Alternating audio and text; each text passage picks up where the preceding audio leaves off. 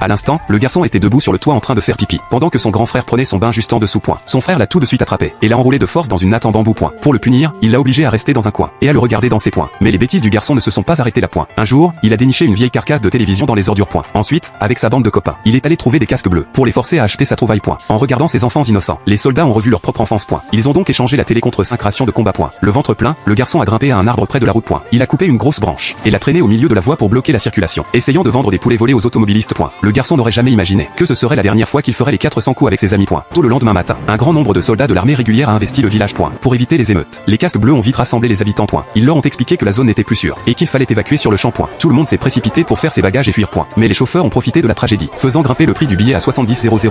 Et même à ce prix-là, la plupart n'ont pas pu trouver de place. Par chance, le père du garçon, un professeur respecté, connaissait bien les chauffeurs et a réussi à obtenir un billet. Le père voulait que le garçon, sa mère et sa sœur montent tous ensemble dans le camion. Mais le chauffeur a souligné que le garçon était déjà grand, et qu'il lui fallait sa propre place. Comme le véhicule était déjà plein à craquer, la mère est finalement partie seule avec la sœur. Le cœur brisé, le garçon a regardé le véhicule disparaître au loin, sans se douter que le véritable cauchemar ne faisait que commencer. Les troupes gouvernementales appliquaient une politique impitoyable, tuant sans pitié et ratissant le village de fond en comble. Le garçon s'est caché dans une cabane sombre avec d'autres villageois. Alors que les coups de feu se rapprochaient, certains ont refusé d'attendre la mort et ont ouvert la porte pour s'enfuir. Mais non seulement ils ont échoué, ils ont aussi tragiquement dévoilé leur cachette. Les soldats ont forcé tout le monde à se rassembler sur une place, et ont ordonné leur exécution immédiate. Couverts par leur père, le garçon et son frère ont réussi à s'échapper discrètement. Mais juste au moment d'atteindre la forêt, des soldats ont surgi de nulle part et ont ouvert le feu. Son frère a été mortellement touché. Le garçon s'est retourné pour le tirer de là, mais son aîné lui a ordonné de ne pas perdre de temps, et de fuir dans les bois. Les larmes aux yeux, le garçon a couru à perdre haleine. Sans le savoir, il a foncé droit en territoire rebelle. Il a été capturé et emmené devant le commandant. Après avoir écouté l'histoire du garçon, le commandant a décidé de le façonner pour en faire un pion utile. Très vite, le garçon a été envoyé sur sa première mission.